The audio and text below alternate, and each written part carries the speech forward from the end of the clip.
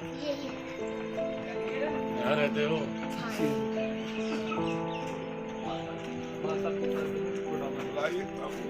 प्रणाम प्रणाम प्रणाम। स्थिति क्या है? कोई बात नहीं, चल।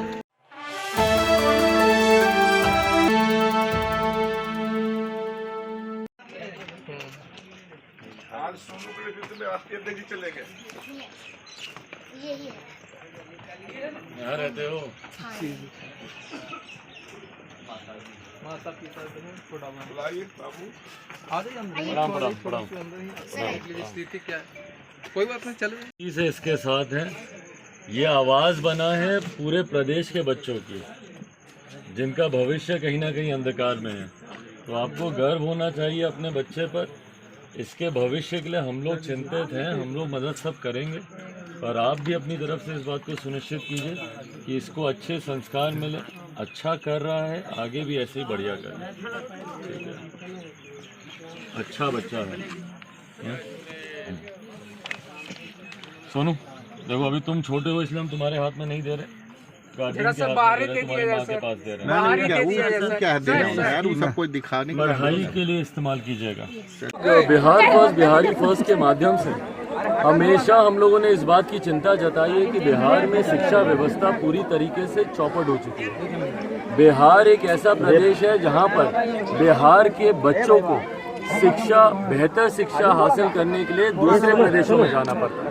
तो दूसरे प्रदेशों में जाते हैं, वहाँ पर गालियाँ खाते हैं, लाठियाँ खाते हैं। कई ऐसे बच्चे हैं जो दूसरे प्रदेशों में जाकर अपने कॉलेज, अपने स्कूल में बताने से भी शर्माते हैं कि वो बिहार के हैं। क्यों? क्योंकि बिहार की परिस्थितियाँ राष्ट्रीय स्तर पर ऐसी बनी होती हैं कि बिहार के लोगों को दूसरे प्रदेशों में लोग हीन भावना से।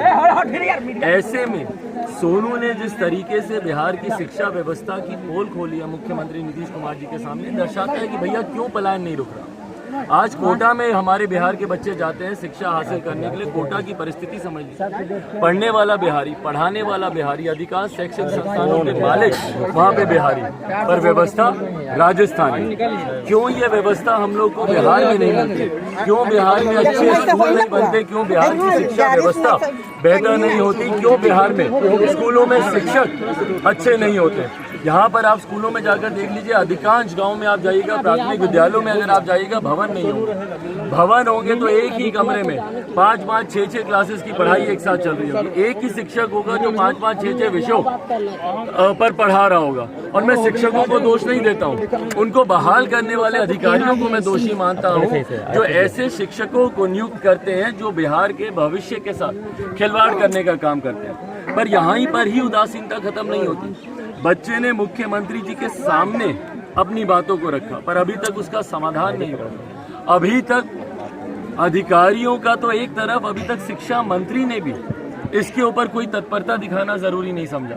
मुझे नहीं लगता कि शिक्षा मंत्री यहाँ पर आए भी हैं इनसे मिलने। भाई कम से कम आप आते, जिस विद्यालय की ये बात कर रहा हूँ उस विद्यालय का आप निरीक्षण करते, आप जाते, आप देखते, आपको समझ में आता कि भैया क्या समस्या है। क्यों एक छोटे से 11 साल 12 साल के बच्चे को मुख्यमंत्री के सामने आकर इस तरीके की गुहार लगानी पड़ी? शिक्षा मंत्री खुद आते तो संभवतः चीजें बेहतर होती। अभी पूरे गांव हम लोग घूमे, अगल बगल में यहाँ पासवान नगर भी है, वहाँ पर भी हम लोग हैं जहाँ पर सोनू पढ़ाने जाता है।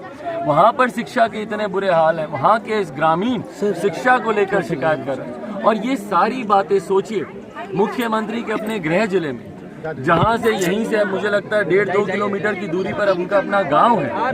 2 किलोमीटर के रेडियस के गांव में अगर इस तरीके की व्यवस्था चल रही है तो बाकी के प्रदेशों में क्या हाल हो रहा होगा इसका अंदाजा लगाना मुश्किल नहीं। एक सोनू की आवाज उठाने से और एक सोनू की मदद करने से नहीं होने वाला, जब तक लाखों हजारों और बिहार के बच्चों की मदद राज्य सरकार के द्वारा नहीं की जाए। और मैं राज्य सरकार के ऊपर मैं उनको जिम्मेदार इसीलिए मानता हूं क्योंकि संघीय ढांचा में, फेडरल सेक्शन में शिक्षा पूरी तरीके से राज्य सरकार के अधिकार क्षेत्र में आती है। तो अगर सही में सोनू की बातों को सम्मान देना है तो बिहार की शिक्षा व्यवस्था को सुधारना हो गया भाई। धन्यवाद सोनू। DND न्यूज के माध्यम से अब आप पल पल की खबरों से रहेंगे अपडेट। इसके साथ ही अगर आपने अभी तक चैनल को सब्सक्राइब नहीं किया है तो कृपया कर ले और वीडियो अच्छा लगने पर लाइक और शेयर जरूर करें।